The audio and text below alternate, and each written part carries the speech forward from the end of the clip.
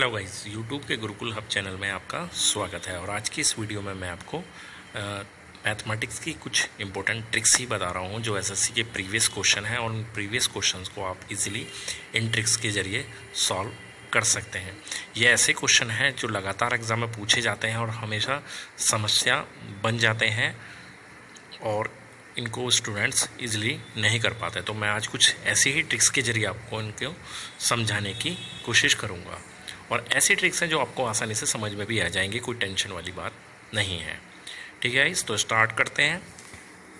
हमारे पास जो first question है वो है, एक रेलगाड़ी और एक प्लेटफॉर्म की लंबाई परस्पर बराबर है। यदि 90 किलोमीटर प्रति घंटे की रफ्तार से एक रेलगाड़ी 1 मिनट में पूरा प्लेटफॉर्म पार कर लेती है तो रेलगाड़ी की लंबाई मीटर में बताइए। अब जब ट्रेन प्लेटफॉर्म को पार कर रही है, ठीक है, अब जब ट्रेन किसी प्लेटफॉर्म को पार करती है तो उनके द्वारा चली गई दूरी, यानी ट्रेन के द्वारा जो चली गई दूरी होती है वो टोटल होती है ट्रेन की लंबाई प्लस प्लेटफॉर्म की लंबाई। ठीक है, सिंपल फार्मूला होता है speed is equal to distance upon time, आप जानते भी होंगे। ठीक, तो अब हमें यहाँ करना क्या है, सिंपल स्पीड की जगह आप 90 रखिए इंटू 5/18। 5/18 उस कंडीशन में करते हैं जब आपको जो चाल है किलोमीटर प्रति घंटे में दे रखी है और उसको आप मीटर पर सेकंड में चेंज करना चाहते हैं। ठीक है, तो और रेलगाड़ी एक प्लेटफॉर्म को पार करेगी तो डिस्टेंस की जगह आप रखेंगे यहाँ पर x + x, यानी कि टोटल 2x, क्योंकि दोनों की लेंथ सेम है। और टाइम निकाल रखना है यहाँ पर 1 मिनट यानी कि 60 सेकेंड। ठीक है, 18 पंजे 90 है और 2 से 60 को काट लीजिए 30 बार में। अब ये हो जाएगा 5 पंजे 25 दिया 75। ठीक है, तो x की वैल्यू होगी 750 मीटर।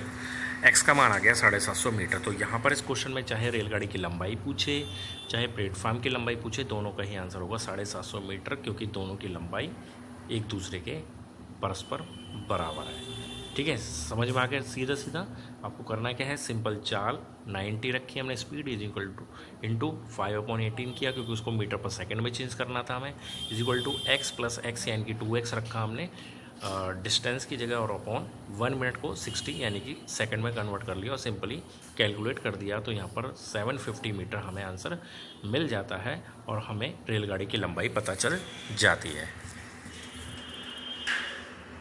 अब देखते हैं सेकंड क्वेश्चन। सेकंड क्वेश्चन है, दो रेलगाड़ियों की चाल 7:9 के अनुपात में है। यदि दूसरी रेलगाड़ी 4 घंटे में 360 किलोमीटर चले तो पहली रेलगाड़ी की चाल कितनी होगी।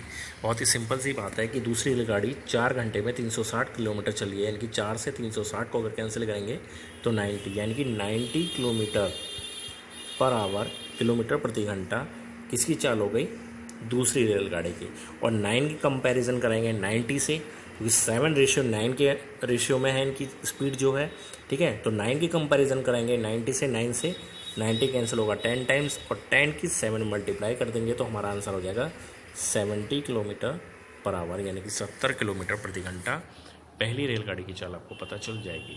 समझ में आया कैसे किया हमने, कि 4 से 360 को सबसे पहले दूसरी रेलगाड़ी की चाल पता लगाएंगे, तो 4 से हमने 360 को सॉल्व किया 90 टाइम्स। ठीक है, तो 90 किलोमीटर पर आवर तो होगी दूसरी रेलगाड़ी की चाल, और उस 90 को हमने 9 से कंपैरिजन किया क्योंकि 9 90 के इक्वल, तो 10 और 10 से 7 मल्टीप्लाई, यानी कि 70 किलोमीटर पर आवर आपको आंसर मिल जाता है। ठीक है, अब ये क्वेश्चन है मोस्ट इम्पोर्टेंट क्वेश्चन है, प्रीवियस एग्जाम में भी पूछा गया है, आने वाले एग्जाम के लिए भी बहुत ज़्यादा इम्पोर्टेंट है और ऐसा क्वेश्चन है जो लगातार स्टूडेंट्स के लिए दिक्कत करता है। क्वेश्चन है कि एक सिपाही चोर का पीछा करना शुरू करता है। जब चोर 10 कदम चलता है तो सिपाही 8 कदम चलता है। सिपाही के 5 कदम चोर के 7 कदमों के बराबर है, तो सिपाही और चोर की गति का अनुपात क्या होगा।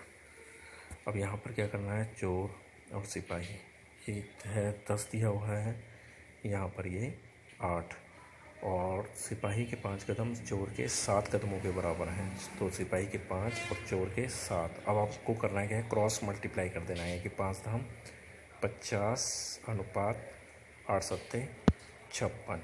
ठीक है, तो अब इसे सॉल्व कर लेंगे, 25 हो जाएगा, 2 से कैंसिल हो जाएगा और ये हो जाएगा 28। अगर उसने हमसे आंसर में पूछा है कि चोर और सिपाही का अनुपात क्या होगा तो वो होगा 25:28। ठीक, लेकिन उसने पूछा हमसे सिपाही और चोर की गति का अनुपात, तो हम इसको उल्टा कर देंगे, यानी कि 28:25 आंसर हो जाएगा। समझ में आया? इधर रखना है चोर, एक तरफ सिपाही, 10, 8 और नीचे 7, 5 और क्रॉस मल्टीप्लाई कर दी हमने और उसको सॉल्व कर दिया लास्ट में, और इस तरह से 28:25 हमारा आंसर आ जाता है। ठीक है, तो इस आसान सी ट्रिक से इस क्वेश्चन को आप सॉल्व कर लेते हैं, जो क्वेश्चन निश्चित रूप से एग्जाम में प्रॉब्लम क्रिएट करता है। अब ये क्वेश्चन है टाइम एंड वर्क वाला क्वेश्चन है कि एक किले में 540 व्यक्तियों के लिए 160 दिनों का राशन है। 10 दिनों के बाद उसमें से 60 व्यक्ति अतिरिक्त शामिल हो जाते हैं, तो अब राशन कितने दिन तक चलेगा? तो उसको करने का एक मेथड है। करना क्या है आपको, 540 गुणा 160 दिन दिए हुए हैं और 10 दिन बाद कंडीशन चेंज होनी है, तो आपको इसे 160 में से 10 को पहले ही माइनस कर लेना है, यानी कि क्या रखना है 150। ठीक है, 160 में से 10 पहले ही माइनस करके 150 रखना है और इक्वल में रखना है 60 प्लस कर देंगे 540 और 60 ये दोनों जुड़ जाएंगे तो कितना हो जाएगा 600, और कितने दिन चलेगा ये निकालना है आपको। ठीक है, सिंपल, जीरो से जीरो कैंसिल कर दीजिए, यहाँ से जीरो से ये जीरो कैंसिल कर दीजिए और 6 से 6 निम्मा 54, तो हमारे पास आ जाता है 15 निम्मा 135। डी बराबर आ गया 135 दिन। ठीक है, समझ में आया? क्या करना है, एक किले में 540 व्यक्तियों के लिए भोजन है, तो 540 को आप स्टार्टिंग में रखेंगे। 160 दिनों का राशन है, लेकिन क्या होता है 10 दिन बाद कंडीशन चेंज हो जाएगी, तो 10 दिन को आप पहले ही माइनस करेंगे, यानी कि 150 रखेंगे। फिर 540 में 60 व्यक्ति और शामिल हो जाते हैं, यानी कि टोटल हो जाते हैं 600। वो कितने दिन में उस राशन को चला पाएंगे, तो ये सब निकालना है। सिंपल कैलकुलेशन है और आप इसे सॉल्व कर लेंगे, 135 आंसर आ जाएगा। अब यह है 5th क्वेश्चन कि ए की बी से 3 गुनी कार्य क्षमता है। ए किसी निश्चित कार्य को पूरा करने में बी से 60 दिन कम लेता है, तो दोनों मिलकर उस काम को कितने दिन में करेंगे? तो उसको बहुत सिंपल तरीके से कर सकते हैं, ए एंड बी। ए की बी से 3 गुनी कार्य क्षमता यानी कि 3 हो जाएगा, ये 1 हो जाएगा, ये हो जाएगा इनकी कार्य करने की क्षमता। लेकिन बिल्कुल इसका रिवर्स क्या होता है, इनके द्वारा लिए गए दिन, यानी कि ए किसी काम को 1 दिन में करेगा तो बी 3 दिन में। अब इन दोनों का डिफरेंस दे रखा है 60, यानी कि 3x minus X equal to दे रखा है 60, तो 2x कितना होगा 60। ठीक है, 2 से x बराबर हो गया 30, यानी कि ए तो उसे 30 दिन में कर लेगा और बी करेगा उसे, ए कर लेगा 30 दिन में, तो बी करेगा उसे 30 या 90 दिन में। ठीक है, क्योंकि ये 3 के बराबर है और ये 1 के बराबर है। तो अब उसमें पूछा है कि दोनों मिलकर उस काम को कितने दिन में करेंगे, तो आप सिंपल एक मेथड लगा सकते हैं इसमें, वो है, अब क्या करेंगे कि इन दोनों की मल्टीप्लाई कर दीजिए 30 × 90 अपॉन 30 + 90 यानी कि 120। ठीक है, तो 30 से 4 टाइम्स ये कैंसिल होगा, 90 अपॉन 4 कितना होगा 22 सही 1/2। जब इसको आप सॉल्व करेंगे तो 22.5 दिन आपका आंसर आ जाएगा। समझ में आया? पहले इनकी कार्य क्षमता रखेंगे 3:1 और कार्य क्षमता का ठीक उल्टा होता है इनका द्वारा लिए गए समय, यानी कि अगर ए की स्पीड ज़्यादा है तो सीधी सी बात है कि वो कम समय लेगा और बी की स्पीड कम है तो वो ज़्यादा समय लेगा। यानी कि ए तो करेगा उसे 1 दिन में, तो बी करेंगे 3 दिन में। तो इसी तरह से उनका डिफरेंस निकाल दिया, 3x - x 60, तो ए ने 30 दिन में काम किया और बी ने 90 दिन में किया, और इन दोनों का काम निकाल सकते हैं। इसको निकालने के मैंने आपको बहुत सारे करीब 4 मेथड बता रखे हैं। चारों मेथड में से आप किसी भी मेथड का इस्तेमाल कर सकते हैं। टाइम एंड वर्क का जो first part, second part, third part के अंदर मैंने ये सारी चीज़ें आपको बताई हैं कि कैसे आप इसको सॉल्व कर सकते हैं, वो भी आप देख सकते हैं। अब ये क्वेश्चन है, ए तथा बी कार्य क्षमता का अनुपात 4:5 है। यदि ए अकेला किसी काम को 15 दिन में पूरा करे तो बी अकेला उसे कितने दिन में पूरा करेगा? अभी बिल्कुल पिछले क्वेश्चन जैसी कंडीशन ही बनेगी ए एंड बी में, यानी कि 4 और 5।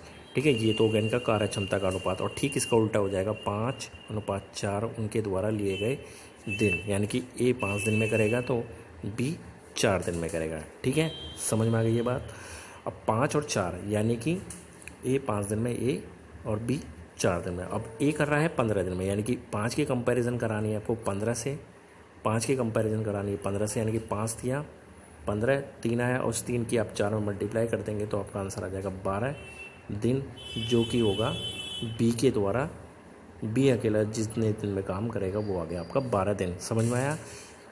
ठीक है, इसको समझिए की कार्यक्षमता जो होती है 4:5 और ठीक उसका रिवर्स हो जाता है उसके द्वारा उनके द्वारा लिए गए दिनों की संख्या। तो यानी कि ए करेगा 5 दिन में तो बी करेगा 4 दिन में, क्योंकि ए 4 की स्पीड से कर रहा है, बी 5 की स्पीड से कर रहा है, तो सीधी सी बात है कम स्पीड है तो ए ज़्यादा दिन लेगा और बी की स्पीड ज़्यादा है तो वो कम दिन लेगा। और ए कर रहा है 15 दिन में, यानी कि 5 की कंपैरिजन की हमने 15 से, तो 5 दिया 15 3 आया और 3 की गुणा हमने कर दी 4 में, 3 चौक 12 दिन आंसर आ जाता है। ठीक है गाइस, तो इस तरीके से आप इन सभी क्वेश्चंस को इजीली आसान से मेथड से सॉल्व कर सकते हैं। तो आज ये वीडियो थी कुछ इसी तरह के टाइम एंड वर्क और रेलगाड़ी से संबंधित क्वेश्चंस जो स्टूडेंट्स के लिए लगातार प्रॉब्लम्स कर रहे हैं और प्रीवियस एग्ज़ाम में पूछे गए हैं, आने वाले एग्ज़ाम के लिए भी उतने ही इंपॉर्टेंट है, तो आप इन्हें अच्छे से प्रिपेयर कर लीजिए। आज की वीडियो में बस इतना ही। आपको ये वीडियो अच्छी लगी हो तो प्लीज़ लाइक करें, शेयर करें। आपने अभी तक हमारे चैनल को सब्सक्राइब नहीं किया है तो हमारे चैनल को सब्सक्राइब करना ना भूलें। धन्यवाद।